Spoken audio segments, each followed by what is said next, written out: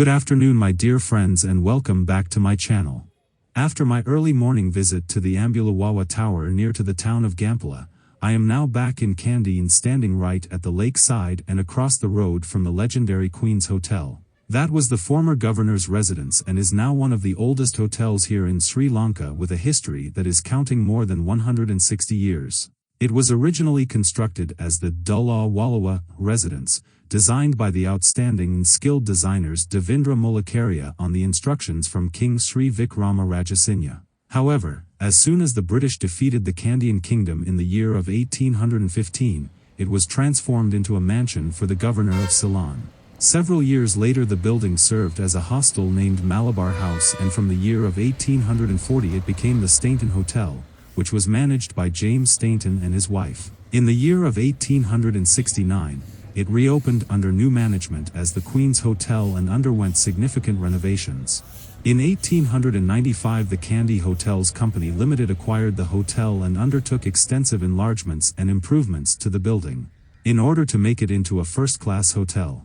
As of today it is currently managed by the Ceylon Hotels Corporation. But I am not here to talk about the hotel, but more importantly for my visit to the Sri Dalada Maligawa, that is also known as the Temple of the Sacred Tooth Relic, which is the home of the Gautama Buddha left canine tooth. And this time I hired a tourist guide to show me around the temple that is surrounded by the ancient royal palace, the forest reserve called Udawatha Kalaya, as well as the famous Kandy Lake, and the Natha Devala Shrine, which is said to have been in existence even before the tooth relic was brought to Kandy. So let me start with my first question of how the Sacred Tooth Relic actually came to Kandy. And I learned that according to Sri Lankan legends, when the Buddha died in the year of 543 before Christ, his body was cremated in a Sandalwood Pyre at Kushinagar, which is located in today's Indian state of Uttar Pradesh. After the cremation his left canine tooth was retrieved from the funeral pyre by his disciple named Kema.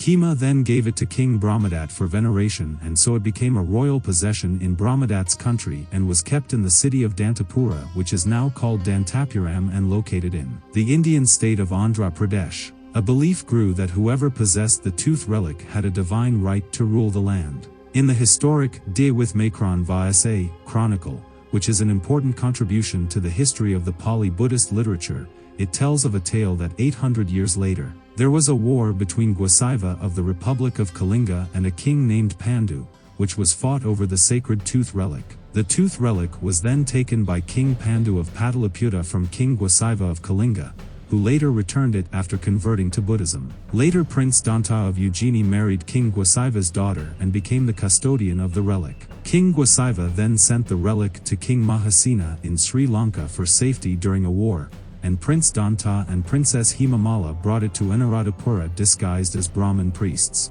By the time they arrived at Megajarivahara in Anuradhapura, King Mahasena had unfortunately already departed from his earthly life. Prince Danta and Princess Hemamala then sent a message through a bhikkhu to King Siri Megavana, who came to the vihara, accepted the relic and with great reverence placed it in a shrine near the palace. He then later moved it to the Abhayagiri Vihara, where a festival was held annually in honor of the relic. During the Polonnaruwa period, it was believed that the possession of the sacred relic gave a prince the right to the throne. So no wonder that there had been many wars amongst the Sinhala princes and foreign invaders to obtain the tooth relic and become the ruler of the island. Later during the Pandyan invasion, the tooth relic was taken to a safe place, and then during the Chola invasion the Bhikkhus took the relic to the southern parts of the island. It was said that the kings in possession of the relic always ensured the safety of the tooth relic, and so King Vijayabhu I built a shrine for the relic. Mugalan Mahastavira then entrusted the building where the relic was placed to be guarded by the Valaikara forces,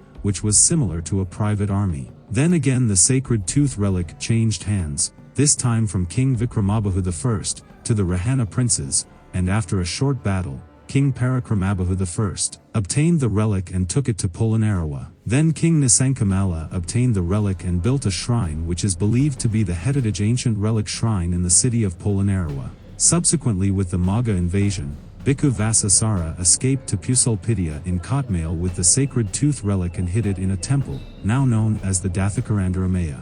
After that, King Vijayabahu III received the relic and did not wish to keep it in his capital. and so he built a shrine on the top of a rock in Belagala and placed several guards for its protection. The archaeological ruins of the Temple of the Tooth on the Belagala rock, near to the Belagas Junction in Kigal, are clearly visible until today. Then his son King Parakramabahu II, who was a very deeply religious king, moved the relic again, this time from Belagala to his capital Dambadenia, and built a shrine near to his palace. Again, with new foreign invasions overrunning the island in the northern parts, the sacred relic was taken to Yapahua, where a special shrine, the Dalada Maligawa near to Anuradhapura, was built to house the relic. At a later point, in the year of 1279, the Pandyaans invaded the island once again, and this time they took possession of the relic and handed it over to the Pandyan king Kulasekara I, who resided in Karnataka, which is in the northwestern part of today's Tamil Nadu. On that occasion, and after negotiations with King Kulasekara, King Parakramabahu III was able to bring back the relic to Sri Lanka and placed it once again in Polonnaruwa. King Parakramabahu IV then built a shrine for the tooth relic and ordered the continuation of the rituals and the ceremonies. And so on every Buddhist holiday a special ceremony was held which was attended by the king. Moreover, when the king occupied a new palace, the tooth relic was brought for the protection of the palace, and Pirith chanting, believed once to be recited by Lord Buddha, was chanted during the ceremony. Furthermore, the Dalada Sirita was compiled on the king's orders with the instructions laid down for the performance of the daily rituals in veneration of the tooth relic. And then, during the reign of King Parakramabahu VI, which was the first king of Kotte, and the last great king in Sri Lanka who managed to unite the island under one flag during the years of 1410 until his death in the year of 1467. Under his 57 years of successful reign of Sri Lanka, he became famous for ushering in the Renaissance in the Sinhalese literature, due to the patronage of the king himself. But unfortunately, in his later years, turmoil once again overshadowed the country, and the sacred relic was taken from Kotte to Delgamuwa and then secretly to many undisclosed places for its safe keepings. And then, with the invasion of Kandy by the Portuguese in the year 1594, the tooth relic was once again taken by the Bhikkis to the highlands. After the Portuguese were driven away, Vimaladharmasuriya I then brought the tooth relic back to Kandy, where his son Vimaladharmasuriya II then built a 3-storied palace to house the sacred relic. Later in the 18th century and during the time of King Kirti Sri Rajasinya, it is said that it had been taken to the Udumbara Kevalgama rock temple by a bhikkhu from the Astaria temple. The Upasampada or higher ordination of bhikkhus was also revived during the time of King Kirti Sri Rajasinya by Upali Mahathera and other bhikkhus who were brought in from Siam. It was the suggestion of the Mahathera that the Dalada Parahira was given prominence and made to join the Devala Parahira of the Hindu deities during the Esala festival. Again in the year of 1815, with the British invading Sri Lanka during the time of King Sri Wikrama Rajasinya's reign, and with the many ongoing fierce battles, the relic was removed to Kundasale, Valawela, Metapidia, Aratana, Hangarankata and many other unknown places for its safety. It is also mentioned that the relic was even hidden in a Kurahan Gala, which is a grinding stone. However, after the return of the sacred tooth relic to Kandy, King Kirti Sri Rajasinya made a golden casket for the tooth relic, and it was adorned with a large diamond that was placed on the top that was then again covered by another casket. It is said that as of today there are a total of 7 caskets protecting the sacred tooth relic. After the Kandyan kingdom was ceded to the British on March 2nd in 1815, the tooth relic was brought back to Kandy. With the uprising in the year of 1818, it was removed by the Bhikkis once again, and this time it was moved to Matali and then to Hindagla, which lies a bit south of Kandy.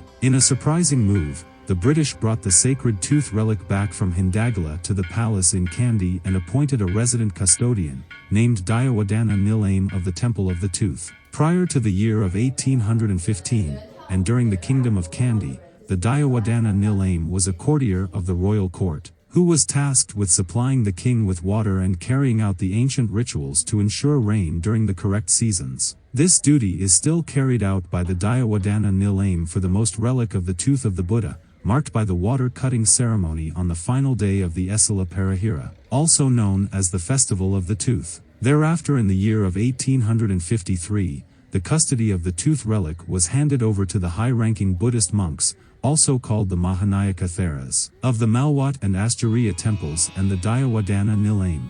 And at present the two temples take turns for the performance of the Thiva or daily rituals at the Sri Dalada Maligawa, with each temple performing the rituals for a period of 1 year. And as of today the Dalada Parahira is held annually during the months of July and August. As for the shrine, the first Dalada Madura shrine was built by King Wamaladharmasuriya, only to be destroyed by the Portuguese sometime in the year of 1602.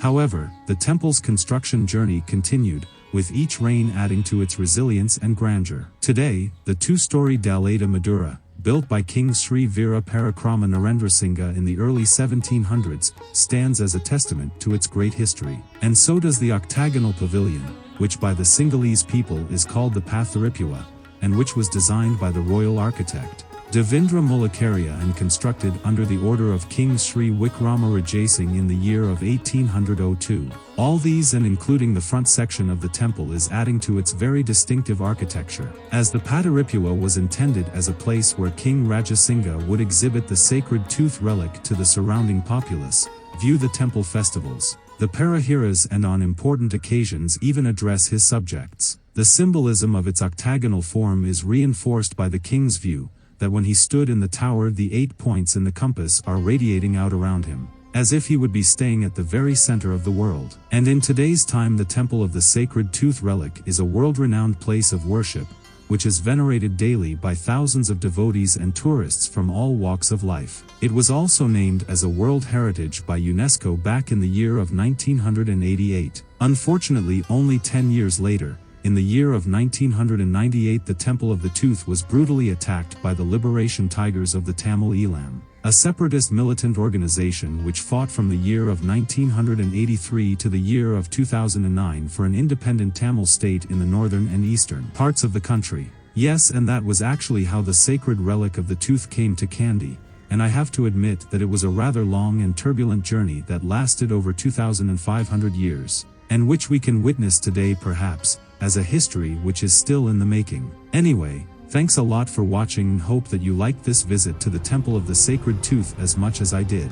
I also like to give a shout out to my tour guide for providing me with so much painstakingly detailed information surrounding the myth and its present history of the sacred tooth belonging to Gautama Buddha during today's walk around this amazing temple compound. However, should I have made any errors, I already thank you in advance for letting me know here in the comments section. For now I say good night and see you during my next ride, departing Kandy and driving back to the city of Negombo, in my next and last episode of this Sri Lanka Uncovered series.